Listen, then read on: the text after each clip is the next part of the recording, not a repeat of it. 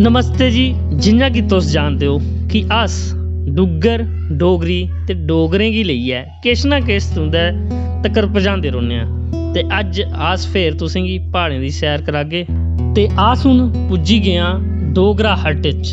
एह् डोगरा हट ऐ। डोगरें दे खान पीन ते साज सज्जू दी चीज़ां इत्थै रक्खी जंदियां न। दिक्खो कोई कारणवश अस अंदर दी वीडियो नहीं बनाई सके ते आओ अग्गे बधचै ते तुं'दे लेई इक बुझारत है कि एह् जेह्की छुन दी आवाज़ हवा करदी ऐ तुसें पछाननी ऐ। जेकर जे तुस एक्चुअली डोगरे हो जां डुग्गर ते डोगरी लेइयै तुं'दे च प्यार ऐ ते तुस जरूर पछानी लैगो कि कुदै ना कुदै तुसें एह् आवाज़ सुनी दी होग। साढ़े डुग्गर देश जम्मू कश्मीर हिमाचल च तुसें गी थां बोलियां जरूर दिक्खने गी लभगन ते इक एह् रस्ते च बोली ही जेह्दा पानी इन्ना ठंडा ऐ कि फ्रिज एह्दे अग्गें फेल होई जा। ते जेह्ड़ा असें पुज्जने लेई तुसें गी आखेआ हा ओह् ही छज्जै दी आवाज़।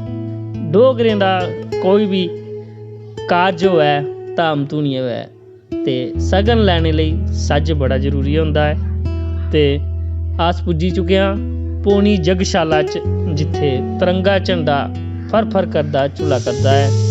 जेकर अस तुसें गी इक होर गल्ल दस्सै तां इत्थे अष्ट धातु दी मूर्ति जेह्ड़ी लग्गनी ऐ बना करदी ऐ। ओह् जल्द गै तुस उसी दिक्खी सकगो ते एह् हवन कुंड न जित्थे ओह्ती देइयै लोग अपना जीवन सफल बनांदे न। ते जै हिंद ते जै डोगरी।